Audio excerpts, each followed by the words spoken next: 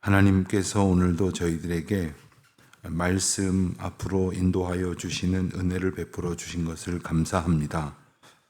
저희가 말씀을 사모하고 또 말씀을 기다리고 그 말씀을 통해서 저희의 자리가 바로 잡히고 또 흐트러진 것들이 정비되어지며 또 보이지 않았던 것들을 볼 수 있게 하시니 참 감사를 드립니다.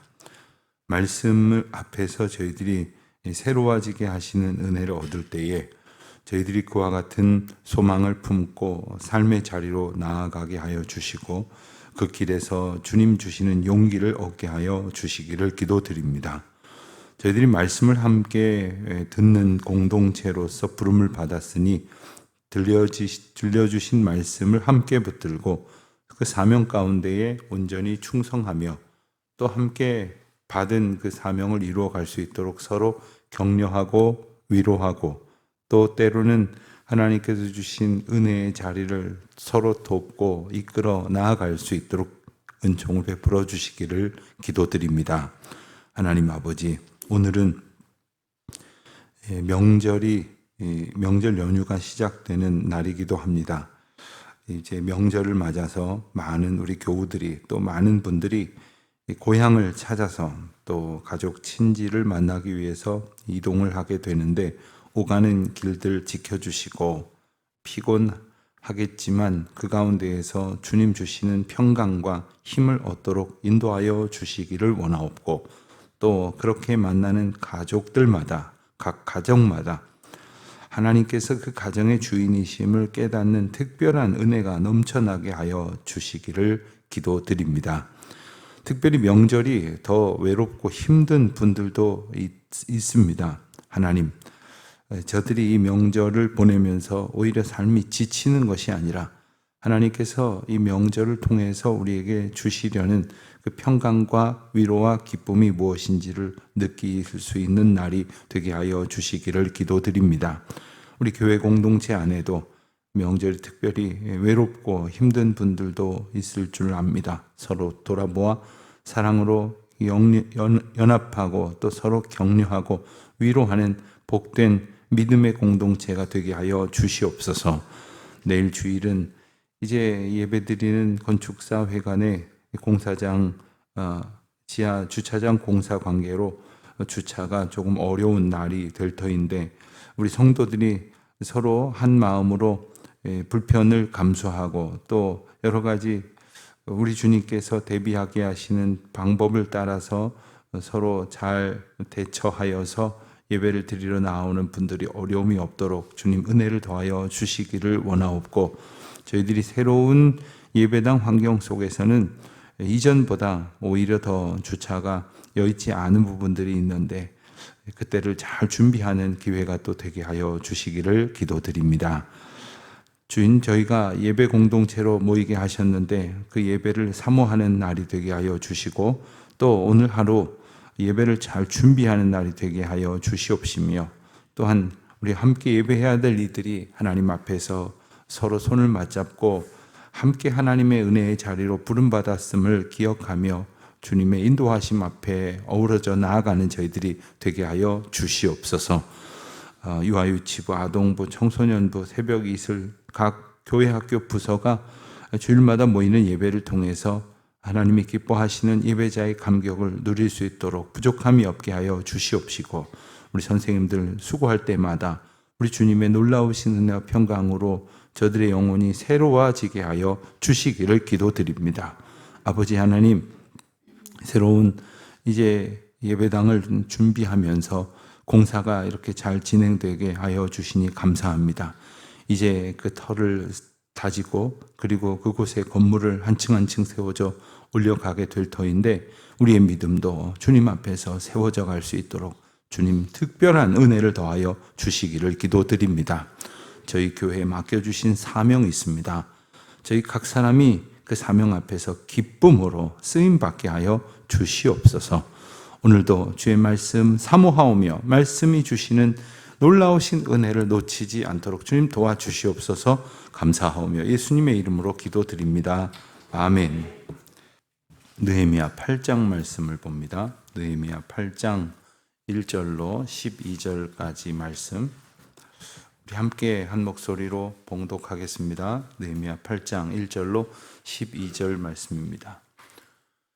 이스라엘 자손이 자기들의 성읍에 거주하였더니 일곱째 달에 이르러 모든 백성이 일제히 수문 앞 광장에 모여 학사 에스라에게 여호와께서 이스라엘에게 명령하신 모세의 율법책을 가져오기를 청하매 일곱째 달 초하루에 제사장 에스라가 율법책을 가지고 회중 앞 곧 남자나 여자나 알아들을 만한 모든 사람 앞에 이르러 수문 앞 광장에서 새벽과 정오까지 남자나 여자나 알아들을 만한 모든 사람 앞에서 읽음에 뭇 백성이 그 율법책에 귀를 기울였는데 그때에 학사 에스라가 특별히 지은 나무 강단에 서고 그의 곁 오른쪽에 선 자는 마띠디아와 스마와 아나야와 우야와 hil기야와 마아세야요 그의 왼쪽에 선 자는 부다야와 미사엘과 말기야와 하숨과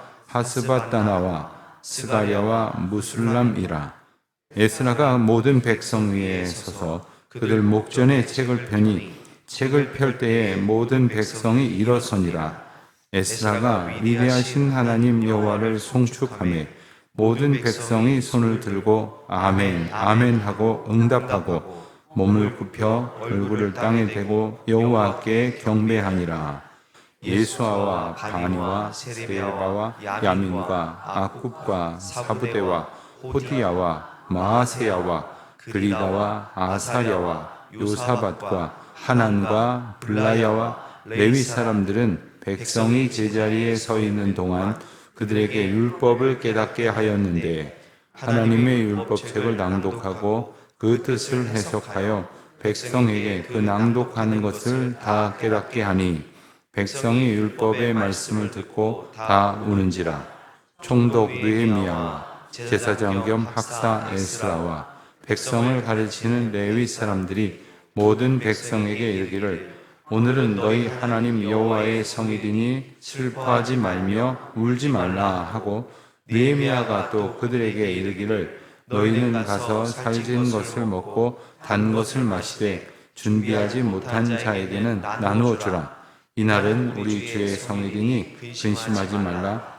여호와로 인하여 기뻐하는 것이 너희의 힘이니라 하고 레위 사람들도 모든 백성을 정숙하게 하여 이르기를 오늘은 성일이니 마땅히 조용하고 근심하지 말라 하니 모든 백성이 곧 가서 먹고 마시며 나누어 주고 크게 즐거워하니 이는 그들이 그 읽어준 말을 밝히 알리라.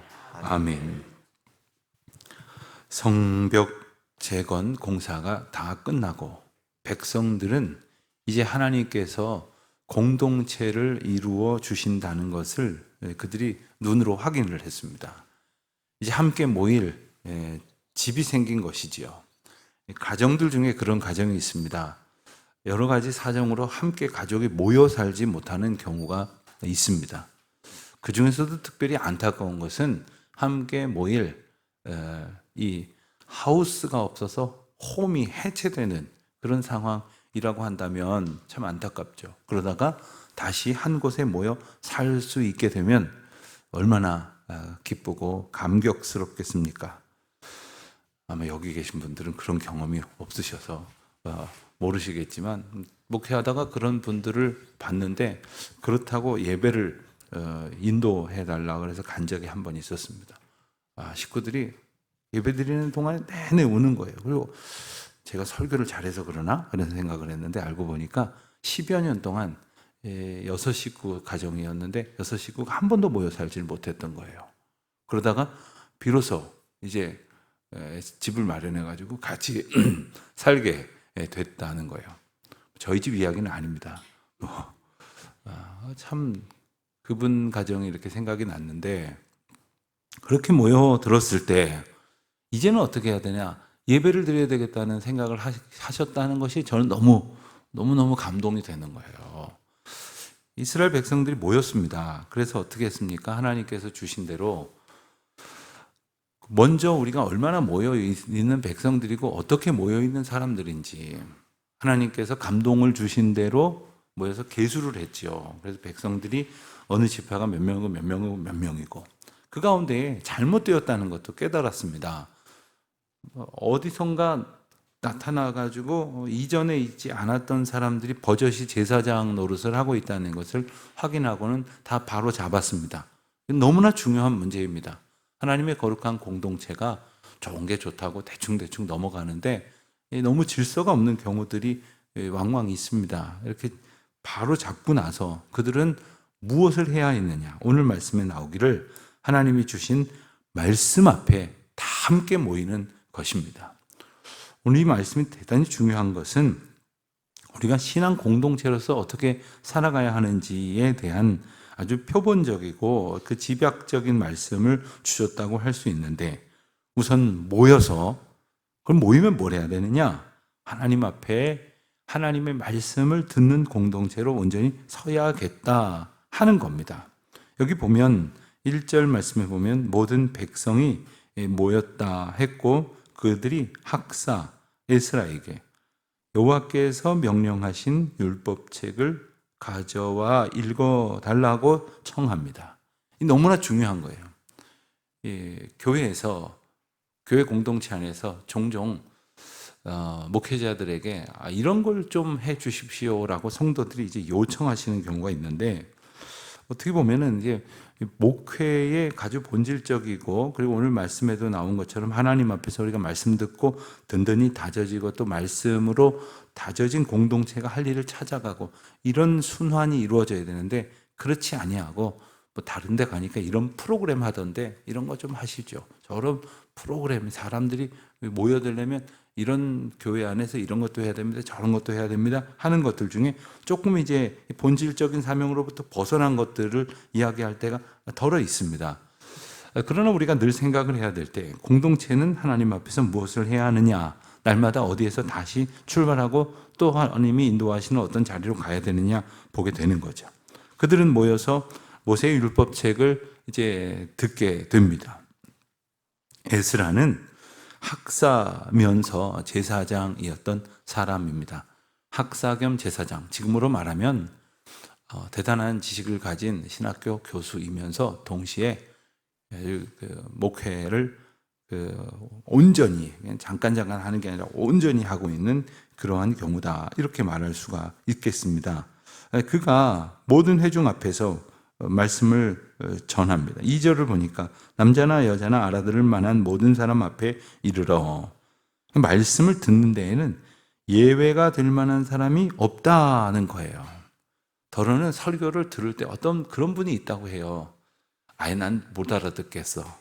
그리고 나는 이 목사님이 전하는 말씀은 그냥 오래 다닌 교인들이나 알아듣지 난 모르겠어. 뭐 장로님 권사님들이나 알아들을 수 있는 거지 나는 뭐 내가 왜 집사인지도 모르겠는데 뭐 난 모르겠어. 아예 이렇게 귀를 닫고 알아들으려고 하지 않는 분들도 덜어 계시다고 해요. 그러나 말씀이 들려지지 않아도 되는 분은 아무도 없습니다.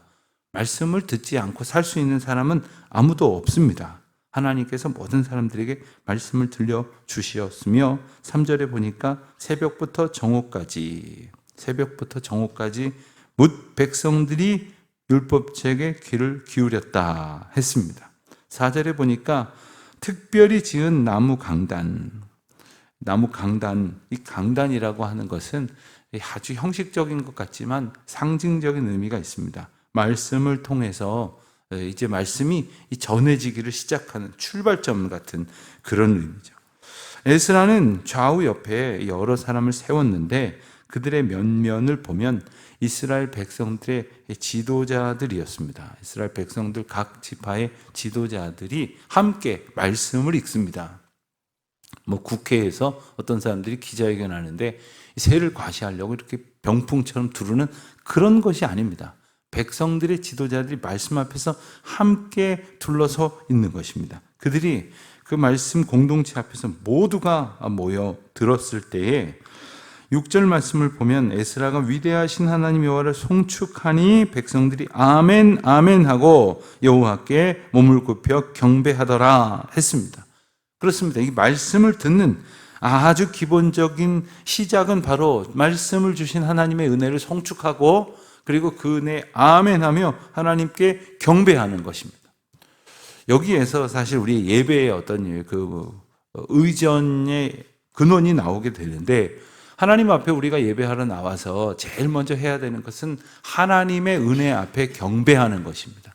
하나님께서 우리의 날마다의 삶을 붙드시고 특별히 예배의 자리까지, 말씀의 자리까지, 하나님 앞에서 온전한 회복의 은혜를 누리는 그 자리까지 인도하여 주신 것에 대한 감사와 송축, 찬양과 경배가 드려지게 되는 것이죠. 7절에 보면 이제 이 열거된 여러 사람의 이름과 레위 사람들은 백성들이 제자리에 서 있는 동안에 그들에게 율법을 깨닫게 하였다고 했습니다. 자, 백성들에게 율법책이 낭독이 되었지만 그 내용을 알아듣지 못하는 사람들이 있었을 것입니다. 특별히 8절에 보면 하나님의 율법책을 낭독하고 그 뜻을 해석했다고 했는데, 여기에는 특별한 이유가 있었습니다. 이 말을 어려워서 못 알아들었느냐라기보다는 이들이 바벨론의 포로가 되어서 몇 세대가 흘렀습니다. 포로가 되고도 적어도 한두 세대 이상이 흘렀습니다. 그리고 돌아와서도 또 한두 세대가 흘러가고 있습니다. 그런데 그 세대가 흘러가는 동안에 말이 바뀌어 가고 있었습니다. 이들이 본래 사용했던 언어는 히브리어였다고 하면은 이제 아람어로 이제 언어가, 주된 언어가 바뀌어져 버렸습니다. 그러니 율법책이 기록된 말인 히브리어를 무슨 말인지 다 알아듣지 못하게 되었다는 것입니다. 그러니 쓰는 말과 읽고 그리고 듣는 말이 다르니 그 차이에서 오는 이 부족한 이해를 돕기 위해서 이 레위인들과 여러 사람들이 백성들 틈을 다니면서 이렇게 설명을 해주고, 그게 이런 뜻이라고 저런 뜻이라고 이렇게 설명을 해 주었다는 겁니다. 여러분들 아마 요즘 성경에서는 무슨 말인지 알아듣기 어렵다라고 생각드는 단어가 거의 없으실 거예요. 그러나 아직도 쉬운 말로, 알아들을 말로 성경이 한두 번 버전이 바뀌면서 많이 고쳤는데도 불구하고 여전히 못 알아듣겠다 하는 그런 말들이 덜어 있습니다. 그런데 우리는 그래도 이렇게 핸드폰으로 이렇게 이 말뜻을 찾아볼 수도 있고 참 좋지 않습니까? 이전에는 무슨 말뜻인지를 모르면 이해가 안 되는데도 그냥 넘어가야만 했던 경우들도 많이 있었을 것인데, 오늘 말씀을 보면 이렇게 잘 설명을 하여 깨닫게 하려고 노력을 하고 있습니다. 그런데 9절 말씀을 보니까 백성들이 말씀을 듣고 다 울었다 했습니다. 왜 울었을까요? 자, 말씀을 들어보니까 하나님께서 율법을 통해서 백성들을 이렇게 저렇게 인도하시는데 그 인도하시는 길로 가지 않으면 그것이 바로 죄다라는 것을 깨닫게 되었습니다. 말씀을 듣고 보니까 자기들이 그동안 죄된 길로 걸어 다니고 있었다는 사실을 비로소 늦게 깨달은 거죠. 내가 죄인이었구나. 그런데 내가 그 죄값을 치르도록 형벌 가운데 있지 아니하고 오히려 하나님의 은혜 가운데 있었다는 사실을 깨닫게 되니 그것이 감격스러워서 울게 되었던 것입니다. 설교 말씀을 전하다 보면, 또 예배를 드리다 보면 여러 가지 은혜로 이렇게 감정이 표현되는 분들이 있는데, 대체적인 이유가 바로 이것이 아니겠습니까? 하나님의 은혜가 너무나 큰 거죠. 너무나 놀랍고 벅찬 것입니다. 우리 각 사람에게 그런 경험들이 여러 가지 다른 상황 속에서 있을 것입니다만은, 그때 뭐라고 말씀하십니까? 9절 하반절에 보면 오늘은 너희 하나님 여호와의 성일이니 슬퍼하지 말며 울지 말라. 어떤 날이 여호와의 성일입니까? 뭐 월요일이냐 금요일이냐 토요일이냐 이 어떤 그 절대적인 시각이 아니라 하나님의 은혜가 임한 그 날이 바로 여호와의 성일이 되는 것입니다. 그러니 하나님의 은혜 안에 사는 사람은 날마다 성일인 것이고, 하나님의 은혜와 상관없이 사는 제멋대로 살아가다 보면 뭐 성일이고 뭐고 아무 날도 없는 거죠. 우리가 뭐 하나님의 은혜 가운데 이렇게 살면서 매일매일 기쁘고 감격스러운 날이니 슬퍼하고 더 이상 울지 말라. 이제는 이 은혜를 인하여 감격하라. 이렇게 말씀하시면서 10절에 보면 이제 그 여호와 앞에 모인 사람들이 하나님의 말씀인 율법을 듣고 나서는 어떻게 살아야 할 것인가를 이제 일러주시는 말씀을 봅니다. 10절 중반부에 보면 가서 살진 것을 먹고 단 것을 마시되 준비하지 못한 자에게는 나누어 주라. 이날을 우리 성일이니 근심하지 말라. 여호와로 인하여 기뻐하는 것이 너희의 힘이니라. 그렇습니다. 하나님 앞에 예배드리고 말씀 듣고 기뻐하게 됐으면 어떻게 하냐면 이 기쁨을 함께 나누라는 거예요. 말씀을 준비하면서 현대 교회들이 가지고 있는 그 결정적인 부족이 바로 여기에 있지 않나 하는 생각을 다시금 해보게 됩니다. 늘 아쉽게 생각을 하죠. 특별히 오늘날 우리 교회처럼 교회를 건축하는 동안엔 더더욱이 그렇죠. 함께 성도들이 예배를 드렸는데 옆에 있는 사람하고도 제대로 인사를 나누지 못하고 또 바로 흩어지게 되는 거거든요. 이 참 그 공동체의 감격이 충만해질 수가 없습니다. 뭐 성격적인 면도 있고 현대인들의 어떤 그 각박해진 것도 있겠고 뭐 각 성도들의 기질 차이도 있겠지만 이제부터라도 우리 성도들이 말씀 앞에서 예배 드리고 나면 서로 무난하고 옆에 사람하고 반가 인사도 나누고 그러시면 참 좋겠다 생각이 듭니다. 그뿐 아니라 음식을 함께 나누고 살진 것과 단 것을 함께 먹고 마시고 좋은 음식을 함께 나누면서 서로를 기뻐하는, 즐거워하는 날이 되게 하라 하시는 것이죠. 주일날 흥청망청 이렇게 방탕하라는 말은 결코 아닙니다만은 주일날 가족들도 물론이고 또 사랑하는 교우들과 또 심지어는 처음 보는 분들과 늘 이렇게 사랑으로 연합하고 교제하는 그러한 믿음의 삶을 살아가는 것이죠. 그런 가정을 한번 압니다. 아주 오래전 일입니다만은 매 주일 저녁 성도들을 이렇게 가정으로 초대를 해서 식사를 대접하는 가정을 본 적이 있어요. 그래서 제가 굉장히 놀랐습니다. 어떻게 그렇게 하실 수 있을까 봤더니 그 댁에 가서 식사를 대접받으신 분들 얘기가 흉을 보는 건 아닌데 정말 별거 없대요. 정말 별거 없이 그냥 국수 한 그릇 같이 말아서 먹는다는데 정말 그것도 물론 일이죠. 그런데 뭐 우리는 손님 대접한다 그러면 거창하게 차려가지고 아주 그냥 칭찬 들을 만큼 차려가지고 베풀어야 대접이라고 생각하지만 적은 것이면 어떻습니까? 오히려 그것이 더 편안할 수도 있을 것입니다. 문제는 여호와로 인하여 기뻐하는 것, 이것이 우리가 살아갈 힘이라고 말씀하셨는데 우리가 성도들이 믿음의 가족들이 함께 여호와로 인하여 기뻐하는 것, 다른 것이 아니라 여호와로 인하여 기뻐하는 것. 12절에 보면 그 명령에 따라서 모든 백성이 곧 가서 먹고 마시며 나누어 주고 크게 즐거워하였다 하였으니 이것은 곧 말씀을 밝히 알았다는 거예요. 그러니까 들은 말씀을 바로 알고 바로 살아가는 것은 뭐냐면 그 말씀이 주시는 용서의 은혜를 인하여 기뻐하고 하나님과의 관계가 회복된 것으로 인하여 감격하면서 모든 사람들과 함께 그 기쁨을 나누고 여호와의 은혜를 기념하고 그리고 그 사랑의 교제로 인하여 기뻐함으로 우리가 세상 살아갈 힘을 얻는 거죠. 힘을 얻는 겁니다. 또 한 주간을 살아갈, 또 한 날을 살아갈 힘을 얻는 것은 바로 하나님 은혜를 성도들과 함께 기뻐하면서 나누는 것이다. 이와 같은 풍성한 은혜가 또한 저와 여러분 가운데 가득하여 지시기를 주의 이름으로 축원드립니다. 기도하겠습니다. 하나님 아버지, 저희가 말씀을 함께 듣는 공동체가 된 것을 참 감사합니다. 삶도 하나님이 주시는 은혜 가운데 기쁨으로 나누며 저희가 살아가는 데 필요한 힘을 얻는 놀라운 은혜를 얻게 하여 주시옵소서. 예수님의 이름으로 기도드립니다. 아멘.